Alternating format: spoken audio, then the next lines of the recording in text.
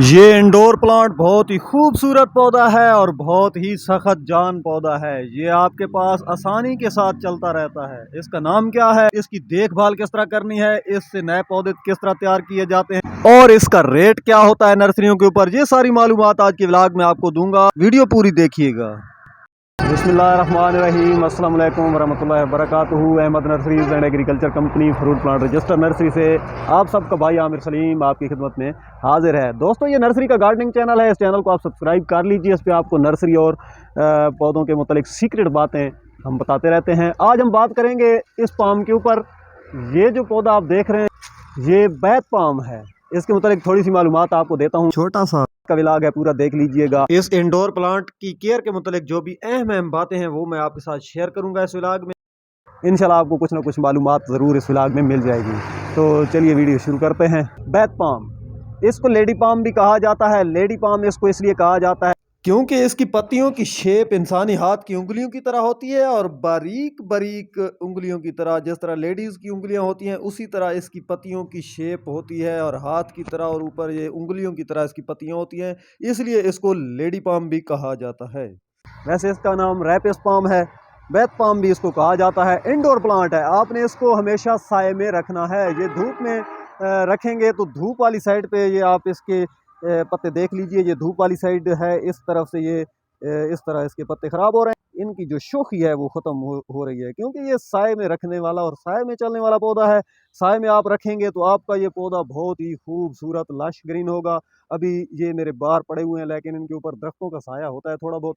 दरख्तों के नीचे चलती फिरती धूप और साया होता है, इसलिए कभी कभी इसको यहाँ पे धूप लगती है। इसको फुल शेडी एरिया में रखें तो बहुत ही खूबसूरत बनता है, या बरामदे में आप रखें तो मैं आपको उस मेरे शेड में जो पड़े हुए हैं जिनको धूप नहीं लगती उनका कलर भी आपको दिखाता हूँ। तो ये यहाँ पे शेड के नीचे जो पड़े हुए हैं पौधे, उनका कलर आप देख लीजिए कितना ज़बरदस्त माशाल्लाह। इसका गहरा सब्ज रंग, इस तरह इस पौधे का कलर आपको साए में मिलता है। अगर इसको धूप लगेगी, धूप पे आप रखेंगे तो फिर जो है इसका रंग फीका फीका सा होगा, या फिर इसके जो लीव्स हैं, इसकी पत्तियां जो हैं ये आपको जली हुई दिखाई देंगी जिस तरह ये हुए हैं। तो ये आप हमेशा साए में रखें, साए में ये बहुत ही खूबसूरत बनता है। उसके बाद पानी पे बात करते हैं। पानी इसको कम चाहिए। वैसे भी सारे जो इंडोर प्लांट्स होते हैं इनको पानी बहुत कम चाहिए होता है। तो इंडोर प्लांट को पानी कम इसलिए चाहिए होता है क्योंकि ये साए में होते हैं और धूप इनको लगती नहीं है, तो इनकी मिट्टी जो है इतनी जल्दी ड्राई नहीं होती।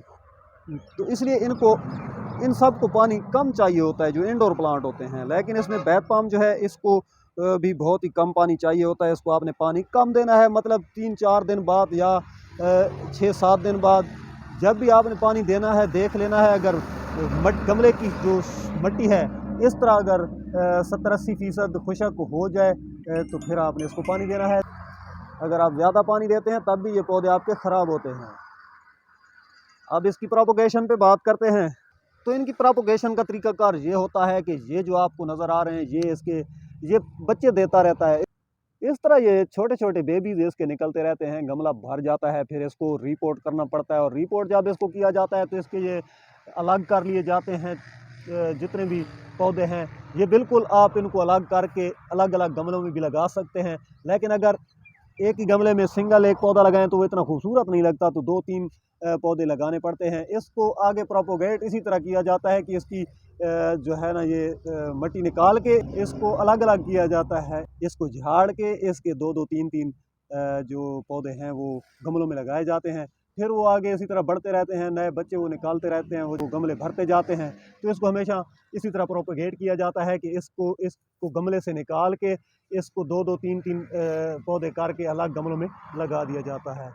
उसके बाद इसको किसी स्प्रे की ज़रूरत तो नहीं होती, ना ज़्यादा इसको खुराक की ज़रूरत होती है। बस आपने इसके पानी का ख्याल रखना है, पानी इसको कम से कम आपने देना है और हमेशा इसको आपने साए में रखना है। साए में आप रखेंगे तो ये बहुत ही खूबसूरत जो है कलर का होगा। अगर धूप में ये होगा तो इस तरह पीला या फिर बिल्कुल जो है ना ये पत्ते ड्राई इस तरह ये कर जाएगा, तो इसका शो ख़राब हो जाएगा।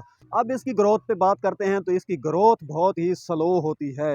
ये साल में तकरीबन 6 इंच से 8 इंच या ज़्यादा से ज़्यादा, जहाँ पे इसको अच्छी खुराक और अच्छी केयर मिल रही हो, तो 1 फुट तक ये हाइट करता है पूरे साल में। वरना आम तौर पे ये 6 इंच या 8 इंच साल में ग्रोथ करता है। इसकी ग्रोथ स्लो होती है और ये पफ नीचे से निकालता रहता है, तो ये बुशी होता जाता है, गमला भरता जाता है। जितने ये ज़्यादा पौधे गमले में निकलते आते हैं उतना ये खूबसूरत बनता जाता है। तो अब असल बात पे आते हैं कि इसका रेट क्या होता है नर्सरियों पे। ये बात जानने की हर व्यूवर्स को बहुत ज़्यादा शौक होता है कि ताकि और हम भी ये कोशिश करते हैं, ये आपको मोटिवेट करने के लिए ये हम सारी मालूमात आपको देते हैं ताकि आपका फ़ायदा हो। आप जहाँ भी जाएँ आपको पौधे के नाम का पता हो, पौधे का रेट का पता हो और पौधे के मुतालिक आपको मालूमात हों, ताकि आप जो है आसानी के साथ अपना पौधा नर्सरी अपने करीबी अपने इलाके की करीबी नर्सरी से आसानी के साथ आप अपना पौधा ले आएँ। तो ये नर्सरियों पे आपको मिल जाता है इस तरह के छोटे गमले में 10 इंच के पॉट में तकरीबन 150 से 200 रुपए का। ज़्यादा से ज़्यादा अगर इसका रेट हो तो 250 रुपए का, इससे ज़्यादा नहीं होता। बस आप ये समझ लीजिए कि 150, 200 और 250 के राउंड अबाउट या 150 ऊपर नीचे इसका रेट होता है। और फिर ये आप एक ले लेंगे तो ये आगे बढ़ता रहेगा और आपका बहुत ज़्यादा जो है ना ये पफ निकालेगा और गमला आपका भर जाएगा। पौधे ज़्यादा आपके पास मकसद ये है बात करने का हो जाएंगे। इस तरह के जो बड़े गमले में है 12 इंच के पॉट में आपको 400 का, 500 का, इसके ऊपर को 150 ऊपर नीचे 600 था। कहीं पे किराए ज़्यादा होते हैं, खर्चे ज़्यादा नर्सरियों के होते हैं, तो वहाँ पे थोड़ा रेट ज़्यादा होता है। तो इस तरह जो है ना इस साइज़ में 12 इंच के पॉट में आपको तकरीबन 400, 500 के राउंड अबाउट मिल जाता है। बाकी ये बैत पाम बहुत ही हार्ड प्लांट है, इसको किसी बीमारी का अटैक नहीं होता कि मैं आपको स्प्रे का बताऊं। तो इसको इंसेक्टिसाइड या पेस्टिसाइड या फर्टिलाइज़र की ज़रूरत नहीं होती, ये बहुत ही हार्डी प्लांट है। बस आपने इसकी केयर सिर्फ यही करनी है। जो बहुत ही अहम बात इसमें है वो है कि आपने साए में हमेशा रखना है। धूप में जहाँ भी आप रखेंगे तो आपका पौधा इस तरह हो जाएगा और फिर आहिस्ता आहिस्ता ख़त्म हो जाएगा। ये धूप में ख़राब होता है, साए में ये बहुत ही खूबसूरत बनता है। अब ये पौधा मेरा यहाँ पे बिल्कुल ओपन पड़ा है, यहाँ पे इसको फुल धूप इधर से लगती है, तो इसलिए जो है ना यहाँ पे इसकी कंडीशन आप देखें, ये कलर इसका हुआ है। अभी अगर कुछ दिन और हमने यहाँ पे धूप में रखा तो ये बिल्कुल ख़त्म हो जाएगा। जैसा कि ये ऊपर से आप देख रहे हैं ये हो गया। तो धूप में इसकी कंडीशन ये हो जाती है, आपने हमेशा साए में रखना है। बस ये इसमें बहुत ही अहम बात थी। उसके बाद ज़्यादा खुराक की इसको ज़रूरत नहीं होती, इसको यूरिया की ज़रूरत नहीं है। बस पानी आपने ज़्यादा नहीं देना, कम पानी भी आपने कम देना है। तो ये बहुत ही आसानी के साथ आपके पास ये आपके साथ चलता रहता है। हार्डी प्लांट है, लेकिन आपने रखना बरामदे में है या कमरे में जहाँ पे बिल्कुल अंधेरा ना हो, लाइट हो। लाइट वाली जगह पे आपने इसको रखना है जहाँ पे इसको रोशनी मिलती रहे। बिल्कुल अंधेरे वाली जगह ना हो और ना ही डायरेक्ट सनलाइट में आपने इसको रखना है। मैं उम्मीद करता हूं कि आप मेरी वीडियो से आपको ज़रूर कुछ ना कुछ मालूमात हासिल हुई होंगी। अगर आपको वीडियो अच्छी लगे तो मेरी हौसला अफजाई के लिए लाइक कर दीजिएगा और इस गार्डनिंग चैनल को सब्सक्राइब करके बेल के निशान को ऑल पे कर लीजिएगा। मिलते हैं नेक्स्ट इंशाल्लाह किसी इंडोर प्लांट के साथ या किसी फ्रूट प्लांट के साथ। तब तक अपना ख्याल रखिएगा, दुआ में याद रखिएगा। अल्लाह हाफिज़।